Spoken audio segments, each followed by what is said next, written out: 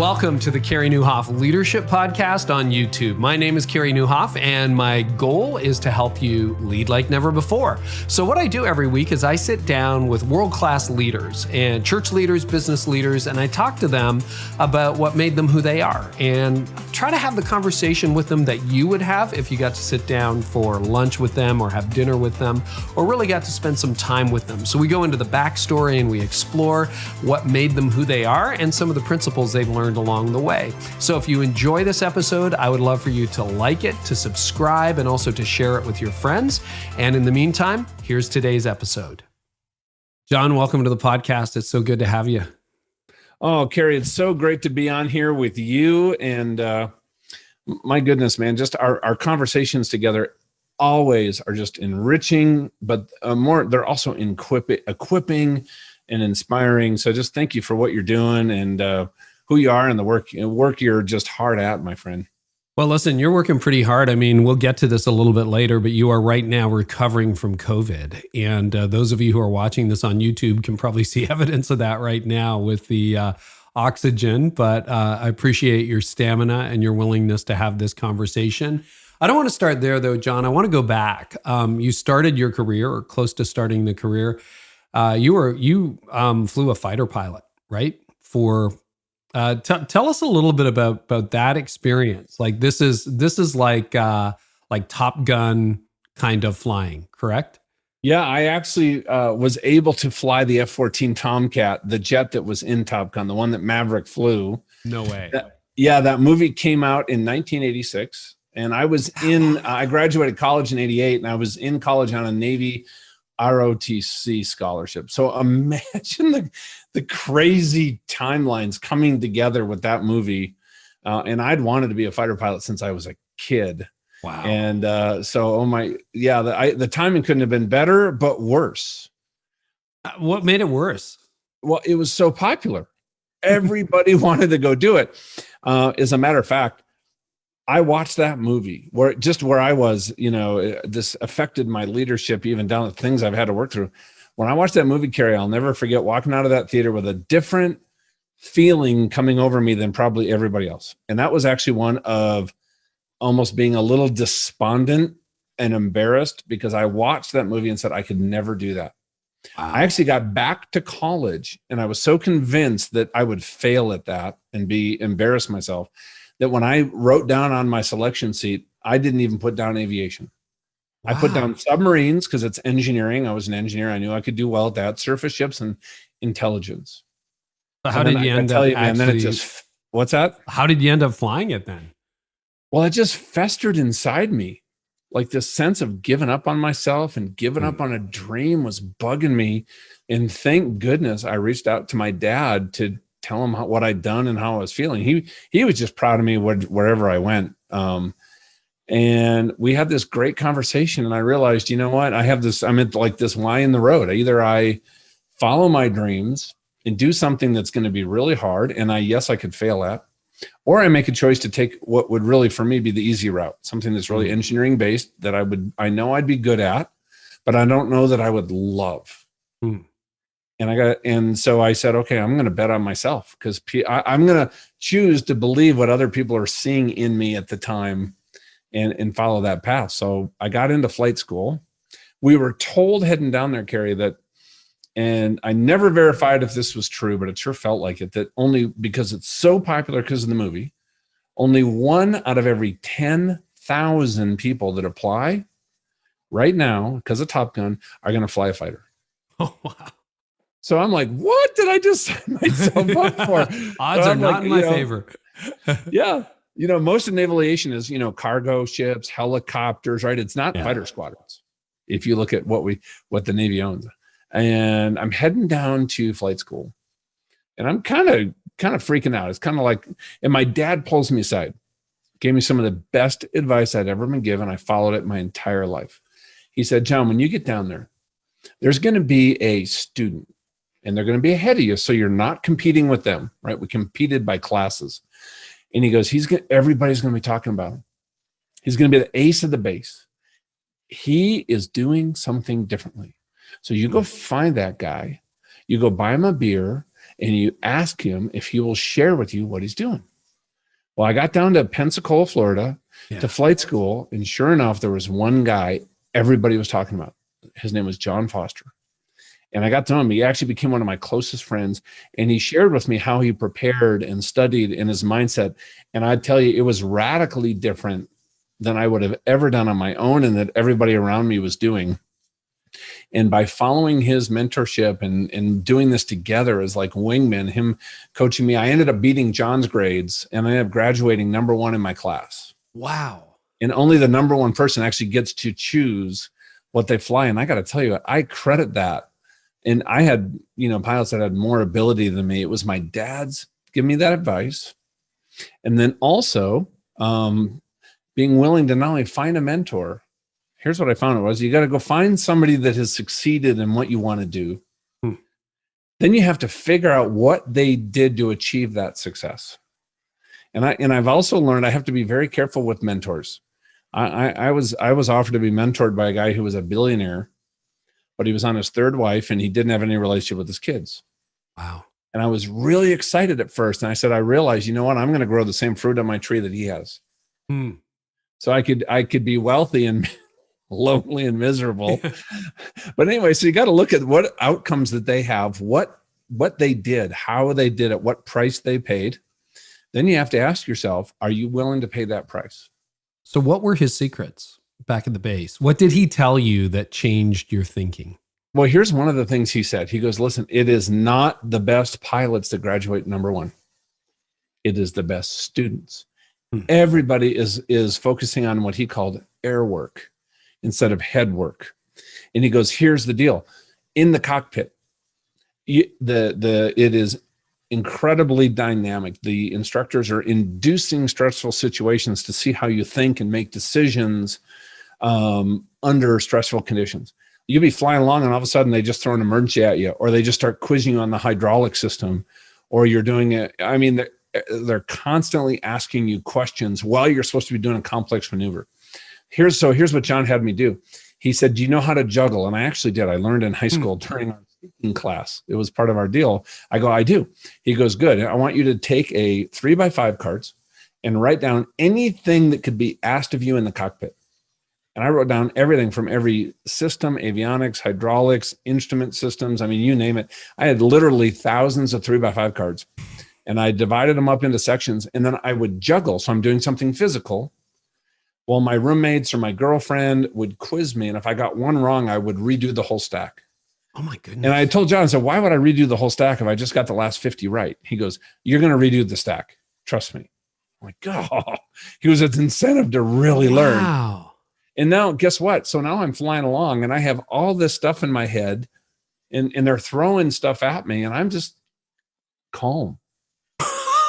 Right? They throw an emergency at me. I know exactly what to do next. Oh, hey, what's the pressure in the hydraulic line if that happened? I'm like, it's this. They're like, okay. And what happened was I developed a reputation of competence. So they stopped. The instructors kind of knew. The instructors actually stopped kind of trying to get me to make a mistake. And they started more coaching me. I watched this thing shift. Now, here's something else I observed, though. Because John so freely shared with me, people in my class, it was this interesting culture where we're all competing, but it's also a very dangerous profession. My 7 years in, I was at 6 funerals, just to put things in context. Wow. And so we all helped each other. We all freely shared. We encouraged each other. It was this really neat culture. Everybody said they wanted to fly jets. And all my friends in my close circle all said they wanted to fly jets. And I was sharing with them what John was telling me and what I was doing. And the thing that really surprised me is that none of them put in the work that John was putting in and that he had me putting in. So they said they had this goal, but they weren't willing to put in the work of somebody like John who have kind of paved the path. And then what I found out later in life is you have a lot of folks that talk a big game, but you know what? They're going to put in the minimum amount of effort. And so, oftentimes that was my association. And when I looked around at my association, I realized that it's my association that's holding me back. Not that I had to get rid of friends, but I had to up my association and the mindset, the attitude, their goals, their faith, their work ethic, whatever it happened to be, to challenge myself. So that was an interesting observation also. So John, that's fascinating. I mean, you think about this, and if you had asked me, what did he get you to do? Just guess. I could have guessed 1,000 times. I never would have guessed. Oh, juggle while rehearsing a stack of 1,000 cue cards. And if you get to 50, go back to the beginning. But I think there's a principle there, right? And you and I were joking, not joking, that because this is definitely not the same thing as flying a Tomahawk or a jet into combat, but or into active airspace. But we've all been battling in the last year and a bit, in a way we never have in our lives, and making really, really quick decisions. But that idea of prep is really interesting. And it strikes me, when you're going through your 1,000 cue cards, I don't know whether you've seen the movie Some about becoming a sommelier, but it's very similar. They have to know, be able to smell a glass of wine and be able to tell you it is this hill in this vineyard in France from 2006. It's insane. Wow. And it brought me back to law school. I remember my admin law course, 72 pages of summary notes, going over and over and over them again. And then I got into the exam and I wondered if I was in the right course. It's like, you ever have one of those exams where you're like, I studied my brains out and I think I'm in the wrong class. Oh no, I am in the right class. Crap. Well, I felt that way, but usually it's because I hadn't studied, but you and I might have had a little different college experience. What did juggling? Okay, so you memorize all this stuff, and a lot of us would have stopped there. I went through my 1,000 cue cards, and then you're juggling while your friend is throwing questions at you. What did that do to your brain? I mean, I think I know, but I want to hear your. Well, yeah, think about it right now. Let's just say you were working on a presentation, and you'd rehearsed your presentation, for whatever it is, you're briefing a team, right? And now I had you come in and juggle, or maybe take a tennis ball and hit it against the wall, as fast as you could, because your brain, when you're focused on doing something physical, you have to teach it to do both of these activities, something cognitive and then also something physical, two different areas. I got to tell you, as I got into public speaking, and I took this entire this concept. Honestly, I sit here at my desk and I write out what I want to say, and I read it until it feels comfortable. But then I go on an area and I rehearse, and I'm putting in all the action and the arm movements and my facial expressions, because I really want to communicate in a way that adds value to people in the audience. What I found was I would do something and then forget where I was in the speech because I was focused on moving. But then the movement actually became something that now became almost a memory trigger to tell me where I was maybe in that message or when to pause. And so it's had some really interesting applications afterwards. But what it showed me was that my brain was so much more capable than I thought it was. When I started doing so well flying this plane, I'm like, wow. I don't know how he stumbled across this philosophy, but man, did it work. So let's talk about leadership and decision-making. In that cockpit, you had to make a lot of literally life and death decisions, and you don't have a lot of time. What are some principles you learned flying a fighter jet that have broader application, or even forget the broader application? How do you make those decisions? Because you're right. It's all those things are coming at you at once. And the natural inclination for most of us, I imagine, would be to freeze or to panic or to make an impulsive decision or to kind of just melt down in that moment because it's like, oh, I didn't think about this. So what are some principles that guide a pilot in a cockpit? Here's something I think could really help people. Back in World War II, when people were starting to first get into dogfights, it's an incredibly dynamic environment. The best way I've ever heard it described is you're playing three-dimensional chess at 400 miles an hour, and every time somebody moves, the chessboard changes. Okay? Okay. So think about this, right? You're landing on an aircraft carrier at night with a pitching deck and gusty winds. A pilot will literally make 1,000 flight inputs, corrections on the glide slope coming into land.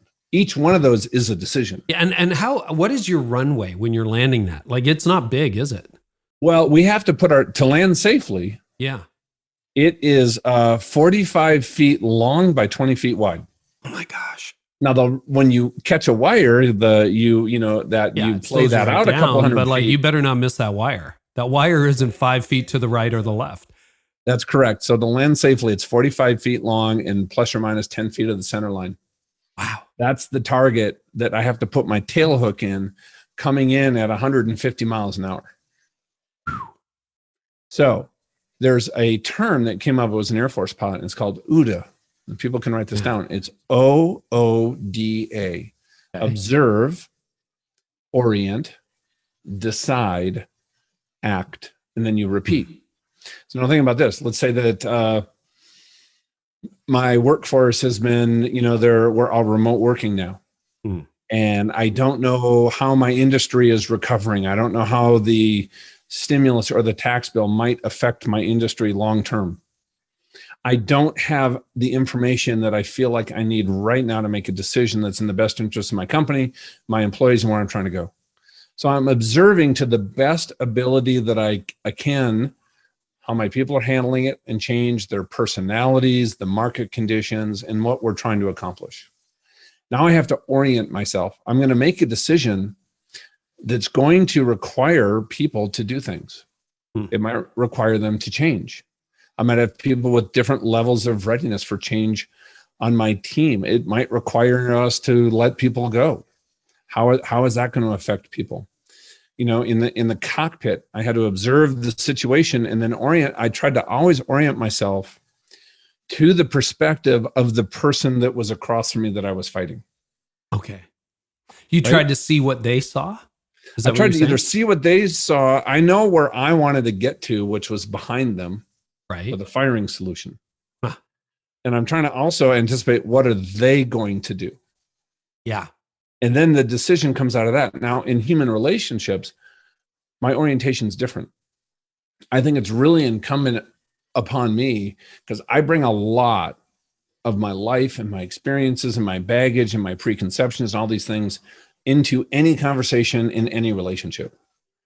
And I really felt for me to be the best leader possible, I have to really get to know my people.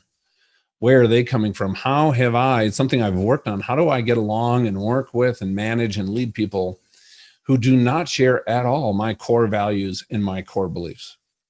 But we're working together on a team. We're seeing that play out in society right now. This was 10 years ago. I don't know if you know a guy named Foster Freeze, but he challenged me that, hey, John, every month I want you to go meet with somebody who you would, on the surface, never be friends with. That's not a person you would ever hang out with because of their views, their positions, whatever, who they voted for, or however you want to define it. What I found was, Carey, when I started doing that, I have made some of the best friends, the most unlikely best friends. What I found in doing that is some of those folks that we tend to kind of either judge and put in a box. When I actually start to look at them as a unique person, somebody God created, he loves them. Even if they don't know him or not, it doesn't matter. Yeah. There is something awesome in there. So that was something I was really trying to understand was the context is how does this play out? How does this interaction work from people's perspective? For me, there's also a lot of, prayer involved in observe, orient. But guess what? I have to decide. And that is what's differentiating, I think, leaders today. It is incumbent upon us to be able to make a decision without all the facts. More now than ever.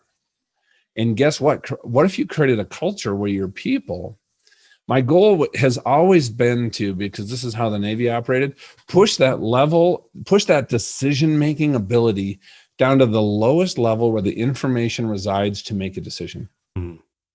If I was making decisions myself as the leader, the team leader, eventually the CEO, I looked at every one of those and said, is that a decision I should be making? Yeah. Or is it a decision I want to be making because I'm afraid to let go? But so then I have to take an action. And this is a cycle that repeats quickly and it's repetitive, right? Because we have to keep moving. I believe right now the pace of change, it was already accelerating. It's at a different level right now. Oh yeah. And I heard the CEO. I was able to sit down with this small group, and it was the CEO of where was the shooting in Vegas? What was the hotel? It was the I don't remember. I mean, not the Judd Wellhite MGM would Grand. know. Yeah. He was the CEO of the MGM Grand. So this is after they'd put all the pieces back together with the hotel. And he said, you know what, as this pace of change accelerates, a leader that can make decisions in uncertainty and have a team that can succeed with this accelerated pace of change. It doesn't matter if your good product or service is inferior to others. If you have a core team that can operate in this pace of change, you are going to dominate your industry. And I thought that was a really interesting concept, because for me, I immediately started thinking how do I equip my people? Right? Decide. So then I have to make that decision, and then I have to take the action. And then what our team has always focused on, and this was a big transition for me, focusing on really mindset, coming from that low self-image. Remember the kid who quit on himself and wouldn't go to flight school. I was afraid of failing, and I would cover it up with I have a low self-image. And the reason was, and this is the biggest performance killer that we have, I think, as husbands, fathers, wives, mothers, business people, and that is comparing ourselves to others. When we compare ourselves to others, we let in some really bad things. Yeah. What we want to do is compete with the best version of ourselves. And I know this is something you teach people how to do. How do you become that better version of yourself? Live a full life, make better decisions, because you know who you are, your values, your passions, you're in touch with your beliefs, who you want to be. Just can I tell you a quick story on that? Yeah, of course. Okay, so I got fortunate enough to coach a guy who is a sports performance coach. So like LeBron James and Corey McElroy, these are his clients. And he came to me about building it. He wanted to build his business, even though he had some of these marquee clients. But we're kind of just having a conversation over coffee. And I say, hey, can you help me out? My son, he's at the bottom of the barrel for baseball. It's his dream to be in the MLB. This was 4 years ago, so he was 13 years old. And Jamie looked at me and said, hey, when your son comes off the ball field, what's the first thing you ask him? Well, pretty obvious question, right? Like, hey, how'd you hit? How'd it go? How'd you do? That's where my head went. How'd you do? How'd you pitch? He goes, well, you're the problem. I'm like, what? He goes, yeah, you are forcing your son to compare himself to every other teammate. I'm like, oh my gosh. I'm like, really? He's like, oh yeah, really. He goes, try this instead. He goes, I do this with every one of my clients. Matthew is my son. When he comes off, and let's say he had a terrible inning, he gets pulled from pitching after he walks 4 guys in a row, no strikeout, nothing, right? And he was mad. And he comes out, and I go, hey, buddy, tell me one thing that you did well today. I'm trying to get him to focus on the good stuff he did. Well, Dad, you know what? I hit 2 out of 3 times and played really good at first base, because he's dwelling on the negative, right? Yeah, we all do. And then it's so easy because I'm observing, I played baseball, like here's the things he needs to fix. And when we give people advice in business, like somebody comes up to us, we can create this dependency. If our employees know we're going to answer a question and tell people what to do, they're not really engaging with their best self. So I started asking what Jamie did with his clients. They had to actually do a log in a journal. What are 10 things that you've learned since the last time we were together? Now, asking a 13-year-old 10 things he learned from a bad game, that didn't work. But one thing works. I could say one thing. What is one thing you learned when you were pitching?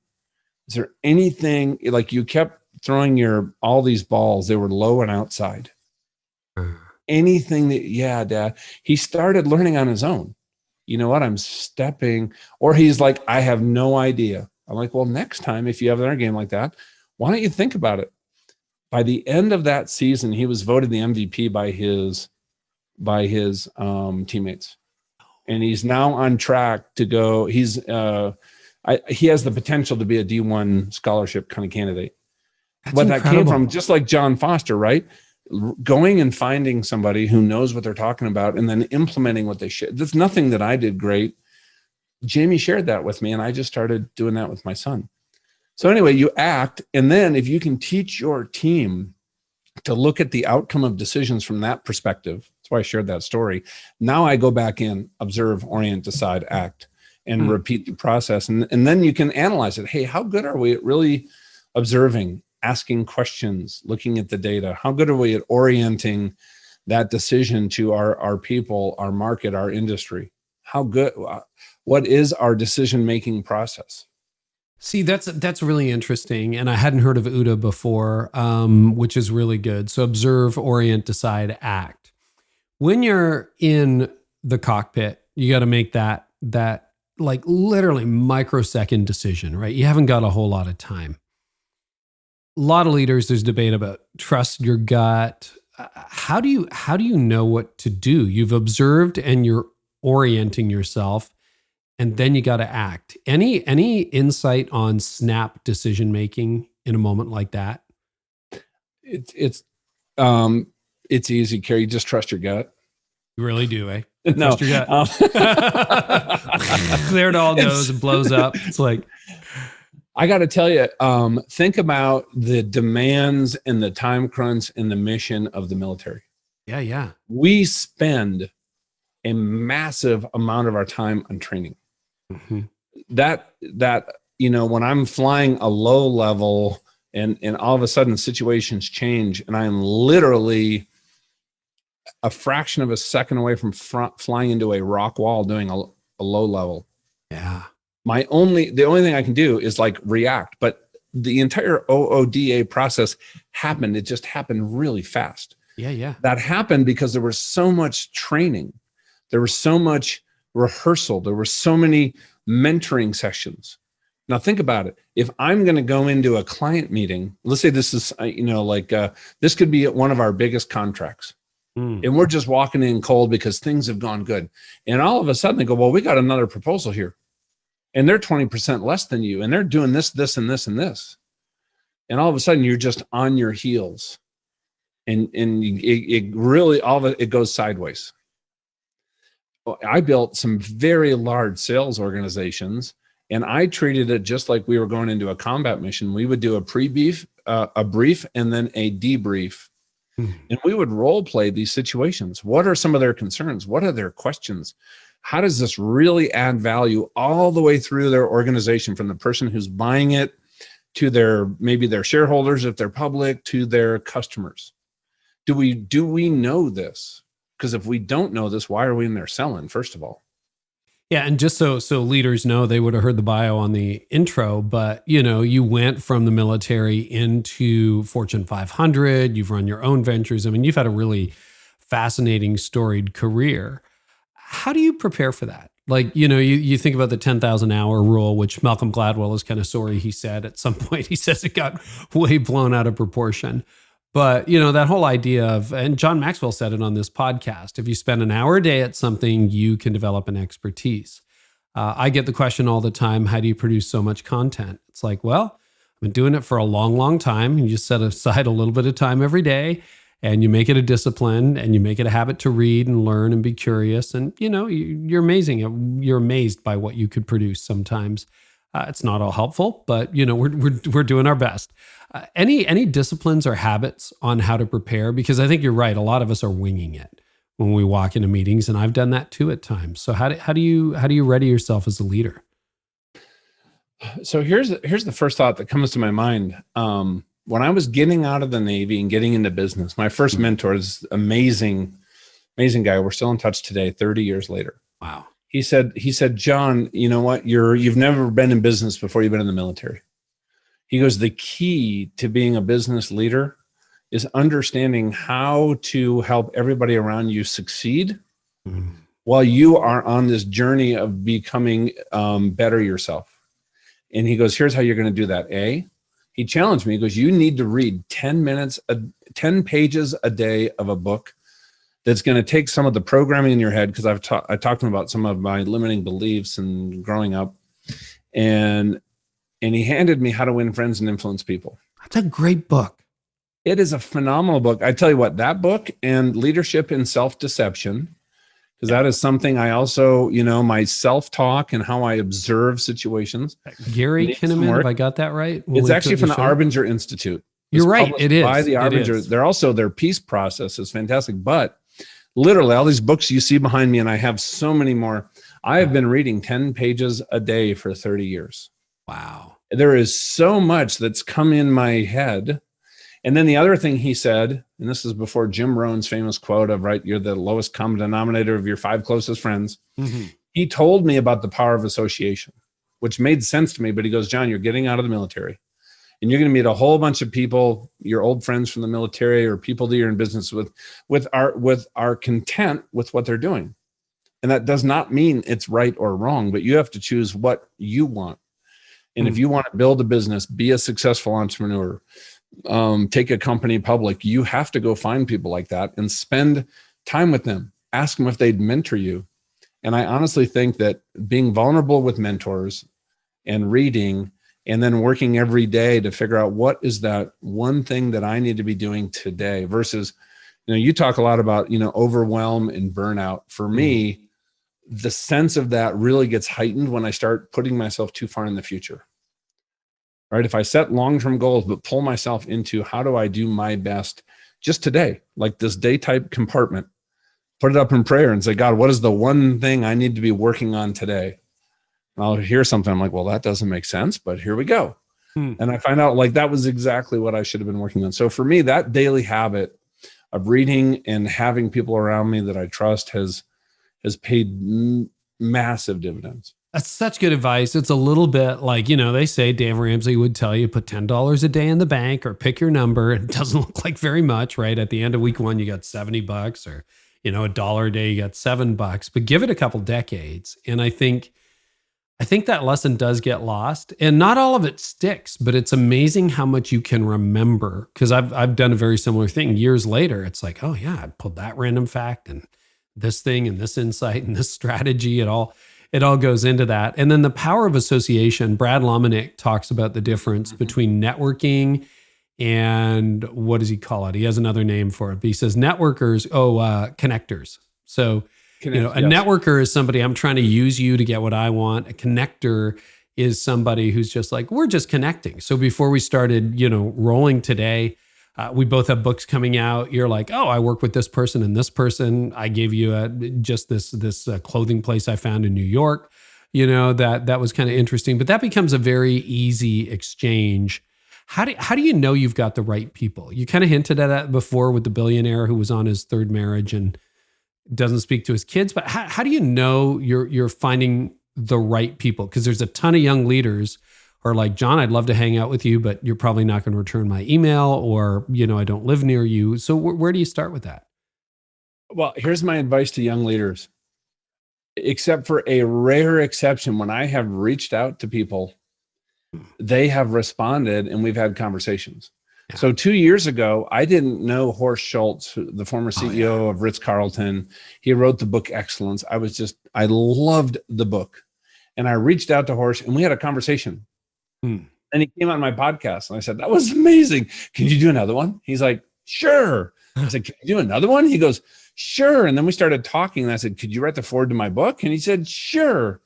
And what I have found is when I find some of those people, maybe they wrote an article or a book, but it's not like you just walked up to them and say, hey, Carey, will you mentor me? You're awesome. Right. I have to invest in the relationship. I think it's important for me to add so much value to people, even if they're older and senior me. Find a way, get creative, ask people. There's always a way. Michael Port, he's one of the top public speakers in the National Speaker Association. He used to be an actor in Hollywood. He was in one of the leads in Sex and the City. Oh yeah. Right. He's an amazing, one of the best communicators I've ever met in my life. And he started a group called Heroic Public Speaking, and it's really invite only.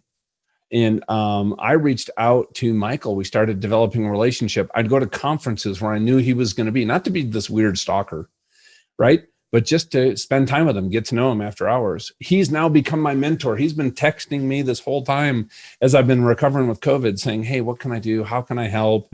Anything I can do to help with the book launch. So find those people that you want to invest in you, because here's the secret, which is really cool. those people you're reaching out to, just like me and just like Carey, have had hundreds probably, or at least dozens of people so into our lives.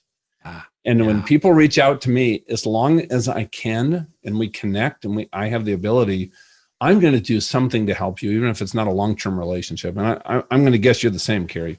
We try, to be totally transparent. We've been a little overwhelmed by the volume in the last few years. I was always one of those people who are like, I'm going to answer everything that comes my way. And it's just literally, when you have millions a month, it's insane.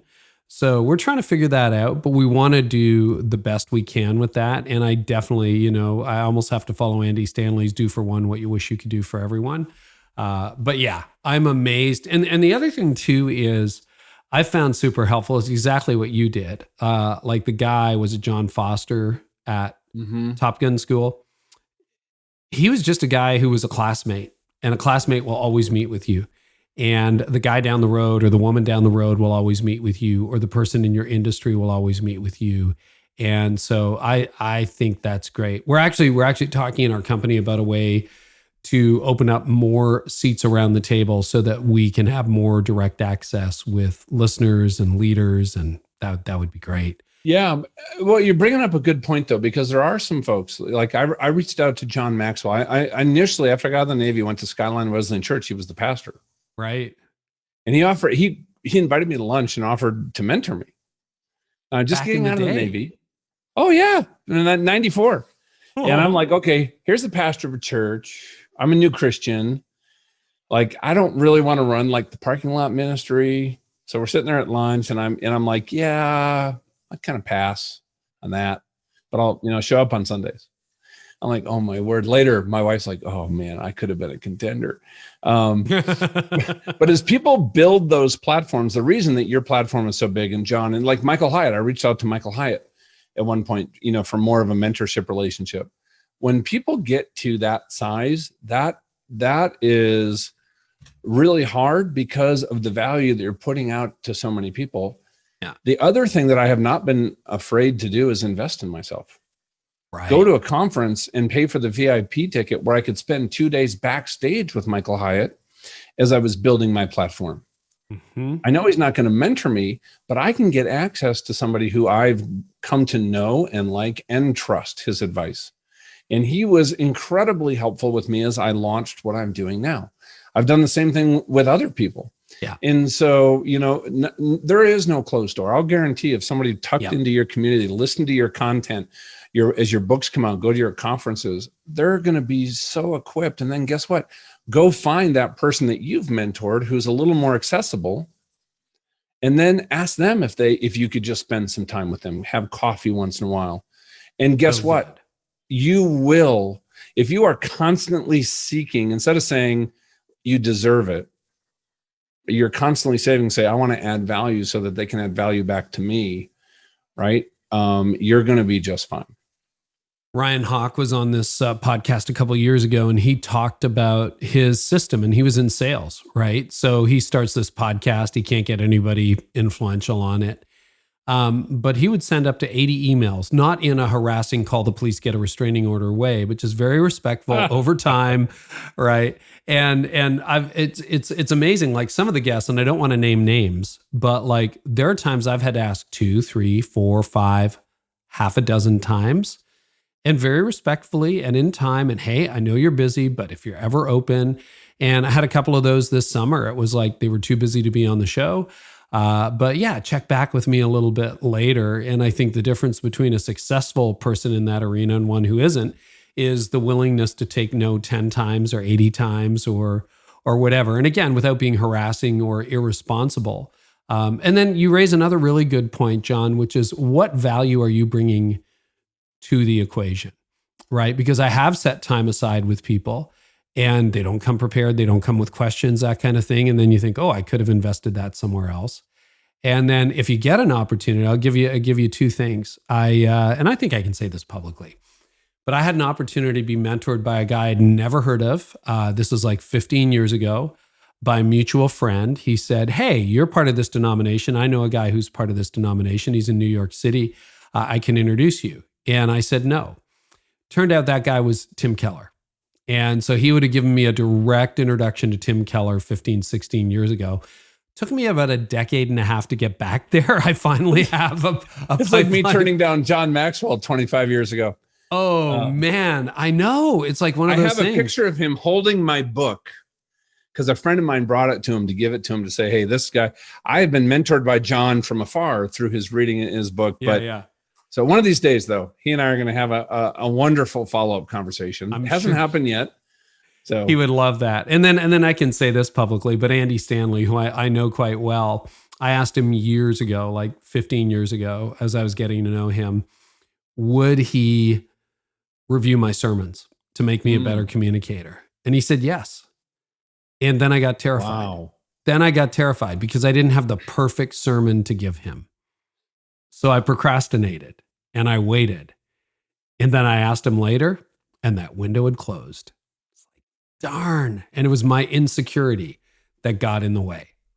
So there's when the doors open, a couple things you you said there that are so important for, I hope people hear it, is as a mentee, right? Add value first. When somebody shares with you some advice, some counseling, some coaching, take action. Don't procrastinate. And I also think it's also important to, like, if I were working with you and you told me to take some action and we're not supposed to meet for a couple months because, you know, it's not like a coaching thing where we're meeting every 2 weeks. Right. Shoot you an email. Like, oh my gosh, thank you so much. That introduction to Tim or, you know, or whatever it was went amazing. Like, I think it's really important that as a mentee, it's our focus. This shows us that we honor and respect that person who's giving us advice. Because I'll tell you this, with people that don't do that, the window closes pretty quick. Yep. Because probably like you, I have a lot of people that want to mentor with me, and I don't have a lot of patience for that. No, it's a really good point. And I've done that. On my good days, I do that with people who add value to me. I'm like, here's what I've implemented. Here's what I've done, just to let them know. I don't owe them it, but it's like, hey, I listened. I took notes. This is what we're doing differently.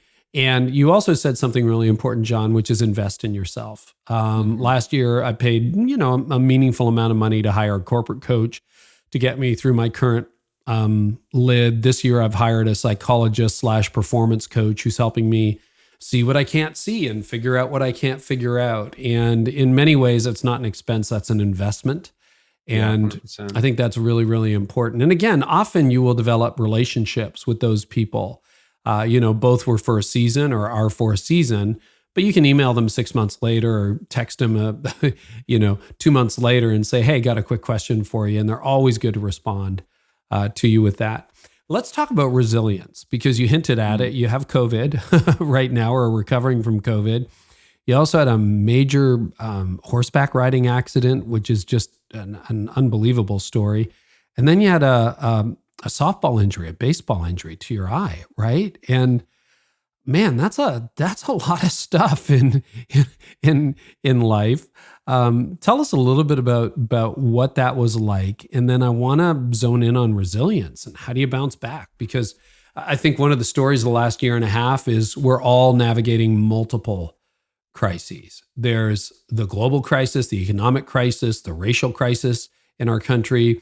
There's a personal crisis, a health challenge, COVID, loved ones, homeschooling. Like, it's just like, oh my gosh, can we take another hit, please? And so you right now are still recovering from COVID. So talk about adversity in your life and some of the things you're learning. Yeah.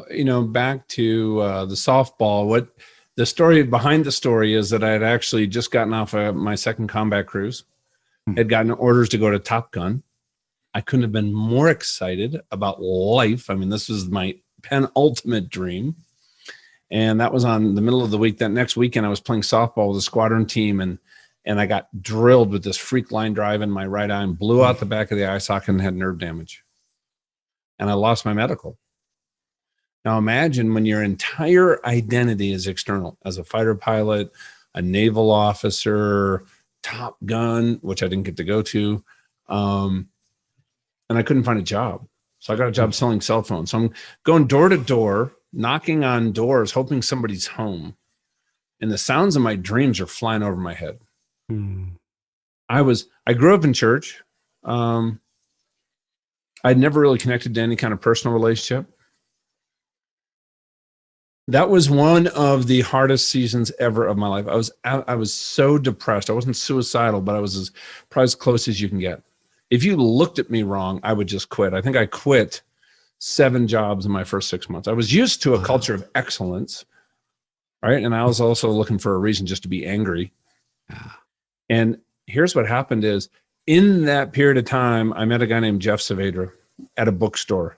When I was looking for something, I was looking for a business book because I was a Navy guy, didn't know any business. We started a conversation.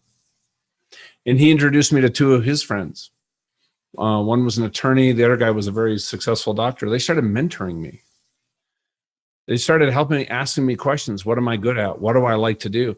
What I realized looking back on it, my entire sense of identity was external. My self-image, the person I saw in the mirror was vastly different than the person God saw when he looked at me. The gap was massive. And I think the bigger that gap is, the more stress and anxiety and challenges we have actually going through difficult times. It was these folks that actually helped me start to get on track, start to understand not only who I was, but what I was good at. And it was these guys that shared the gospel with me. And they were the ones attending Maxwell's church. That's how I ended up at Maxwell's church. God showed me that, I think, to show me the power of bringing your faith out into what you do Monday through Friday. Right? This guy didn't go into Barnes and Noble to run an errand for a business partner to go witness to me. He saw me, started up a conversation, and found ways he could serve me and add value. I got into a tech startup. I was literally working 90 hours a week for 3 years. The internet bubble popped. I was worth $14 million on paper. Wow. My stock options. 90 days later, it was gone after the internet bubble popped. And I was in debt because I'd invested all my own personal money I'd put together at that time. Then my accident put me in the hospital for 2 years, 23 surgeries. I had a severe brain injury. This was just and that happened when, your horse accident you're talking about? September 2011. Wow. So just over 9 years ago. I came out of that accident 2 years later. So this was just 7 years ago with no money, literally no money. And a horse threw you into a steel beam? At a beam? Full gallop, at a flat out run, bucked, and I went head first into a steel corral fence. And I don't remember hitting the fence, but I woke up on the ground into more pain than I could even describe to you. And you know that saying, God won't give you more than you can handle? Yeah, it's not true. I'm just telling you. Wow. I was beyond anything that I could handle. I could feel people holding me down, and it was really hard for them. I was screaming and yelling and writhing around. I didn't realize that. I was just trying to get away from the pain and this panic and this fear. I broke every bone in my skull except my jaw and my right cheekbone. Wow. I broke my neck. I shattered my right shoulder. And one of the bars of the fence hit me in the rib cage. I crushed the left side of my rib cage, and one of the broken ribs punctured my left lung. So we found out later, Carey, that from multiple doctors, what happened to me is not survivable. As a matter of fact, a guy reached out to me, it's about 2 years ago now, and said, it was one of the doctors up there at the, and said, I've come back to my faith. He'd been a medic in Iraq and saw stuff he couldn't reconcile, and said, God has used you from afar, me watching you heal, because what happened to you is both medically and physically not possible. There was so much damage. I woke up on the ground right at that breaking point, and all of a sudden, one of the guys said, from the outside, it looked like you were just relaxing so completely. I just saw you sink in the ground. He thought he just watched me die. But it was in that moment I was standing in God's presence. He was standing right next to me. You had a near-death experience, would you say? Completely. Wow. He didn't appear. He didn't come down. What I realized thinking about it afterwards, Carey, he was already there. He just revealed his presence. And as soon as he did, the power, it was love, but it was power. And it was emanating from him. And I think about it, I just get these goosebumps everywhere. to feel this love. It was perfectly unconditional. I've read about it. I never experienced it. Knowing in that moment that anything I'd ever done in my life, good, bad, ugly, or otherwise, anything, is not even relevant to this love that he had for me right now in the present. And this love was between God and John. This wasn't some general love. And it had a weight to it, as it was like emanating. It was like laying at a beach at the edge of an ocean and the waves are coming washing up over you. Had a physical weight to it. And as I'm feeling this wash over me, this love and this peace all put together, it almost had a color to it. I almost want to say purple, but that's not correct. I don't know how to describe the color. All the panic and the fear and the pain completely went away. That's what they watched externally. And I remember as soon as that power, that love touched me, and I didn't even know how bad I was damaged, the first thought that crossed my mind was, I'm not worthy of somebody loving me like this. And as I rested in that and the pain dissipated, God spoke to me. There's a voice that came from everywhere and nowhere. And what he said was, all things work together for good for those that love the Lord. And where I was at that time in my life, Carey, even though I went to church, I had no idea that was Romans. I had no idea. And then he said, John, he used my name, John, I'm going to heal you and use this for my glory. And he said, the Lord giveth, the Lord taketh away. Blessed be the name of the Lord. He said it just like that, almost like with a joy, not a stern parent, which I thought was pretty cool, honestly. Wow. But as soon as he said it, I knew my left eye was permanently blind. All the bones behind my left eye shattered and severed the optic nerve. So my left eye doesn't work at all. This is just black over here. And then he left. And I opened my eyes and said to everybody standing around me, looking down at me, I said, hey, God's here. You don't have to worry. It's going to be okay. And they're like, I don't think so, because my head's smashed in. And the medic who's sitting next to me is like, she told me later she's a Christian and she's been a paramedic for 30 years in Montana. I was from Denver. I was up in Montana at this ranch. And she did not expect me to live the hour until Life Flight was going to get there.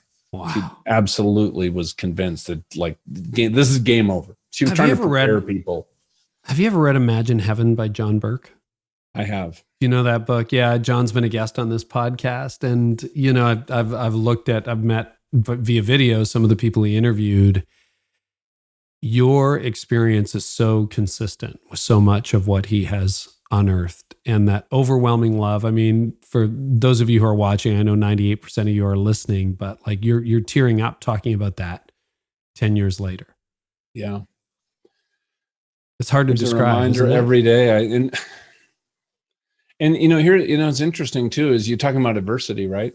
I mean, I had 23 surgeries, no income. My wife went from being a stay-at-home mom and a homeschooling mom to having to go to work and being my caregiver. Talk about uncertainty. Yeah. And here's the one thing I held on to, and that was hope. Because I finally understood God's nature. Somebody asked me in that moment, how would you have described him? I'm like, oh, what a great question. The only word that popped into my mind was friend. And then I read in scripture, because this is the first time after my accident that I read the Bible cover to cover, was Jesus wants to call us a friend. And a friend knows his master's business. And then he tells us what it takes and what it means to be his friend. But think about that. All things work together for good, right? Maybe not my good in the short term, but God's good and God's plans. Yeah. And I got to tell you, sometimes the pain, even afterwards, I was a little bit, you know, I my own ups and downs. I was angry, hurt, upset. Like, you know, Lazarus, come forth, right? You know, you're good to go, right? Leper healed, boom, done. John, stand up. There was messages. I was in ICU for 5 weeks and then at Craig Hospital with a brain injury for 20 months. Friends of mine told me, you know, I'm sitting there in ICU and this is like a couple days in and I'm texting my business, people that work for me and say, don't cancel those meetings 2 weeks out. I'm going to be good. I had a very different understanding. Yeah. Looking back on it though, it is the process and the journey I had to go through. I had to slow down so God could really teach me some things. and get me to understand not who I was, but who he made me to be. And for me, those were so different still that it was a process. And he knew that's what I needed. And I wouldn't change a thing today, but going through it, what I focused on was that hope that, guess what, tomorrow might be better than today. Yeah. And that next month will probably be better than this month, but next year will definitely be better than this year. I was times where literally I was staring at the clock, praying to the Lord in so much pain and despair because of my situation, but pain, physical pain. I would look at the clock and just get through 5 minutes. That was my next benchmark. God just kept me through 5 minutes. How do you, and not that we're going to solve the theodicy on this podcast, but how do you reconcile that reality, right? If God is so good, why is there suffering, the theodicy? How do you reconcile that reality of your recovery and the love that you felt in those few minutes in that experience? Well, I think we have to ask ourselves, why does, Jesus say, in this life, we will experience tribulation. Yeah. But be of good cheer. I've overcome the world. This world, our 90-year lifespan, 100-year lifespan compared to eternity, it's literally not even a blip. So what is the purpose of our life here on earth? It's a big question. Yeah. A question. Well, you devoted your last decade to that, right? What's that? You've devoted your last decade to that question. Yeah. Well, and here's what I've come to realize is I felt God's love for me. I knew, did he cause the accident? I honestly, in my heart, do not think so. Did he know the accident was going to happen? Yep. Could he have prevented it? Yep. Why didn't he? So the question I have to ask myself is, even though that was hard and horrible, do I trust God enough to know that he's not going to give me an explanation, but he is going to walk with me through anything I have to face? And that in walking through those adversities, there is a reason. It's like my vine is bearing fruit, but what if it could bear 10x that fruit if I cut it off and let it grow back stronger? And when it grows back stronger, it gets cut off again. Like COVID, we walked into COVID. I never knew I was going to be that guy. I was in ICU for a week. I'm what they call a long hauler. I got, from what the doctors tell me, I have permanent damage to my lungs and my heart. My life at 54 years old might be, if this doesn't change, completely different than anything I ever expected. My goodness. And the worse it got, the more excited I got. I'm like, Lazarus died, or was he only mostly dead? Because guess what? Jesus raised him from the dead, and we're still talking about him 2,000 years later. Yeah. So when stuff happens, it's like we're giving God the ability to do even bigger things that glorify him. That is my focus. So I got to tell you, Carey, something that's shifted in me over time. In the beginning, it was praying about, God, what is your, first of all, it says knock on the door. And I'd go to the door with stuff that I wanted, not really consulting God. So he's not going to open the door for things that are like my desires unless they're in alignment with his. So that would be, kind of luck of the draw. And then I started, but my prayer has switched. Instead of, God, here's my will and help me with that. Or God, then it shifted to, God, what is your will for me? And now it's completely shifted. So God, reveal your will and what you're doing in the world. And show me what I need to do, who I need to become, who you have already set out in front of me to become, so that I can join you in the work that you're doing in the life of Carey, in the life of my neighbor, in building this business, in that customer that I don't like, who's an atheist, who's just nasty, and he won't let me fire him as a customer. Why, everything has a purpose. And I got to tell you, as I've moved in that direction, it has completely changed my context.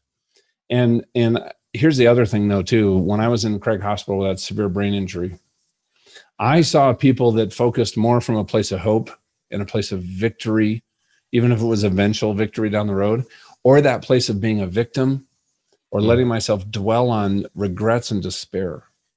And I saw what happened to them. And they spiraled down into such a dark, scary place.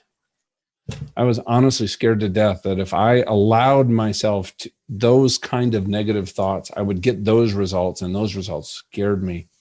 That, so, it all came together to be able to move through this in a way. And then 7 years ago, I had no idea what I was going to do. I couldn't work full time. I could literally work 8 hours a week. I could not run a company anymore. God led me into coaching. I could literally meet with 1 or 2 people in a week. That's all the energy I had.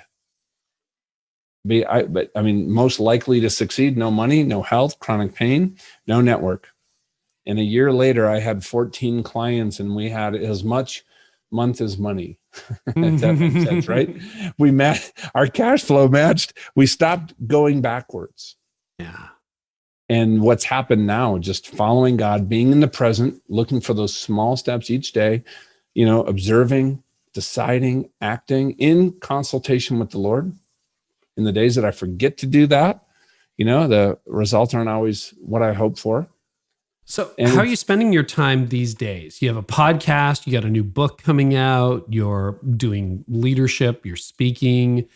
Tell us a little bit about it, and why did you write On Purpose with Purpose? Well, so I wrote On Purpose with Purpose for a simple thing. What I realized is that God had walked me through a process to understand. We do a lot of work in leadership, Carey, and here was my observation. In America, we spend on average $25 billion with a B a year on leadership training. Wow, I didn't know that. Per year for the last, I think it's been 10 years. Wow. And you look at the Gallup results on engagement and satisfaction and purpose and anything you want to look, Barna's numbers, nothing's changed. So yeah, we seriously have a leadership crisis, and we're seeing it because we focus on the why and the what and the how. And those are very important. I'm not discounting those. What I found was, for me, is there's something foundational underneath all of those, and that is who you are. And as God helped me and in the past, I was always looking for that purpose, that calling, and it felt to me like it was like this buried treasure, and I wasn't equipped to find it. It was so frustrating. I think that's right before my accident. At the top of my career, I was literally in a place I describe in the book as just smoldering discontent, because I was just living out of alignment of really who I really was. And I just didn't know that guy. And I didn't know I could get to meet him, that better version of me. And so it was this process of me understanding who I was, what my true north was, really understanding where I wanted to go and why, and understanding exactly where I was now. Just like a pilot, I have to know those things, where I am, where I want to go, and I have to have a navigational reference to even make a course correction along the way. And what I realized was this had become the framework of how I worked with my clients, whether it's a huge Fortune 50 company or at the church down the road. And so I wrote the book, and actually God has led me into working. It's interesting because I resisted it at first, into working outside of the world of the church. Most of my clients today are traditional business people. They are not believers. I believe that's where God has been sending me. So I wrote the book intentionally, is like a translation from what I call the stained glass to the plain glass. I just sent it recently to a general at the Pentagon. He's going to, read through this entire book with his entire team. I wrote it so that it would do that, and you could hand it to anybody. Silicon Valley, executive friend of mine, not a believer, is going to be going through this book with his team. So I started the Eternal Leadership Podcast, wrote this book. I'm doing a lot of speaking and coaching and training, and my dream, kind of like, I think a lot like yours, right, is to create a movement where people understand that you can actually step into a life worth living, one that's fully alive. Yeah. You're fully activated. And then when you do that for yourself, even if you're just taking a small step into that, you can start doing that for others. And we can start seeing the value in others. We can start, the kingdom mandate gets lost. Right? It's easy to just go to church and come home and know that, we're good. But what about serving others? serving the widows and the poor, taking, you know what, I calculated if just kingdom-owned businesses here in Denver took 1% of their gross revenue to fund amazing causes, inner city education, the poor, homeless, nobody'd ever have to do a rubber chicken dinner ever again, Carey. Seriously, wow. The money is there. It's sitting on the sidelines undeployed because we are not activated. All these problems that we see around us, not only can we do amazing business, profitable business, mentor and disciple our employees, our customers, our vendors, and everybody in our whole ecosystem, we can also do good through doing good business and having this eternal impact on the lives of those people that are around us. And that's what God's put in my heart. And I just want to be a small part or a catalyst in that person that's going to go out and just, run with a movement like that. So I'm, as you can tell, right? My energy when I love this stuff because it's why I believe I was given a second chance. Mm-hmm. It's why I believe that I'm not dead, because God is moving right now, big time. We might not see it or feel it watching the news, but trust me, he's up there. Not did it ever occur to you that nothing occurs to God? Right? So I have not heard that. That's good. Right? That's so good, he's looking John. down right now, smiling. He's going, guys, I got this. Yeah. Trust me, just do this today. It's gonna work out just. Well, I want to leave it here because you've been amazing. And for those of you who aren't watching, you've been on oxygen this whole interview. I can't believe it. Yeah. Like this is incredible. And we'll be praying for you. The long haul on COVID is not fun from what we know so far. So we'll be praying for you. John, how do you find hope every day? I mean, you have had a lot of setbacks and had to reinvent yourself in the last decade and the whole deal. And now, boom, you're on your feet in COVID. You got a book coming out. There's a lot of discouraged leaders listening right now. You want to just give them something practical or helpful that they could do now to keep themselves in the game, because I'm perfectly convinced a lot of us will be done with ourselves before God is done with us. The first thought I had in that ICU room that I was aware of was when I woke up was that I was going to die, even though I'd just been in God's presence. And I knew then, and I was convinced that next weekend was going to be my funeral. So I started playing the tape. And what was everybody going to say? And I asked myself a question: had I lived a life so the use of my life would outlive my life? And I realized I had not done that. I knew from this inheritance standpoint, what I was going to leave to my family would be enough. But I started thinking about legacy, Carey. What have I left in my wife and in my kids? So as I recovered, my first focus for me was, because things were rocky before that, was to have the marriage that I always dreamed of. One of the things I did, maybe this will give some folks some hope. I wrote an obituary that I want my wife to say from her heart someday when I do pass. And I wrote one for each one of my kids, and I have not shared it with them, but I've shared it with some of my closest wingmen, my confidants, because I want to live a life that those words are said. And in doing that, our family has been restored and healed. COVID was one of the biggest blessings our family ever had. My 3 adult sons, my daughter-in-law, my grandson, my wife were here for 5 months in my house, under my roof. We never had an argument. We never had strife. Every night we worshiped, we played games, we cooked together. It created a foundation that this family, I think, will be building on for the rest of our lives. Wow. And I think that's what gave me hope, is looking at those things right in front of me and just making small steps toward it. And for me, it started with my marriage and my relationship with my boys. So I would say, pick what is most important to you. That one thing that God is just putting on your heart, and put your ego aside and let God help you just take a small step toward making it a little gooder. And I think in doing that, you can just celebrate a little win. And honestly, that's what gave me hope, because I saw things trending toward a place that I didn't even know at the time how good it could be. Wow. Well, this has been inspiring, given me a lot to think about. And John, thank you so much for being so generous with your time today.